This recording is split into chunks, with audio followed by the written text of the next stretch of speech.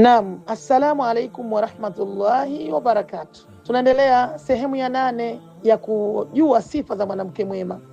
Mwanamke mwema anajistiri. Mwanamke mwema anajistiri na mambo mengi sana. Anahifadhi heshima na stara yake. Mwanamke mwema anahifadhi tupu yake. Mwanamke mwema anahifadhi ulimi wake. Mwanamke mwema anatakiwa yeye amuogope Mola wake kwa kujistiri. Leo hii wanawake hawataki kuvaa stara, wanatembea uchi, wanavaa nguo za kulalia, wanawanyanyasa watoto wa watu wa kiume. Kutwa nzima wanabaki wanatazama wanawake ambao wanatembea uchi.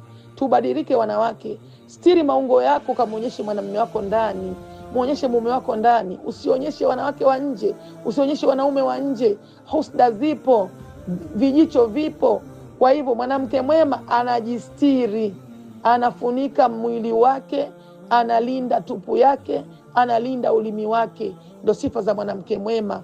Na Mwenyezi Mungu Subhanahu wa Ta'ala atujalie tuwe na sisi wanawake wema, tuwaige maswahabati wa kike wale ambao walikuwa ni wema, wamepitia mambo mengi sana ya wema, wamepambana sana katika kheri mbalimbali, lakini tunakosa mimi na wewe kuwa na wema. Na ndio maana mpaka sasa hivi tumekuwa tunapata mabalaa, zilzala zimekuwa nyingi, mamvua yakija ni ya balaa, maradi yakija ni ya balaa, upepo ndio yakija ni wa balaa. Tubadilikeni wanawake wenzangu, tupate na sisi sifa za wanawake wema. Mungu atukubalia amali zetu na sisi tuwe wema. Wabillahi tawfiqi.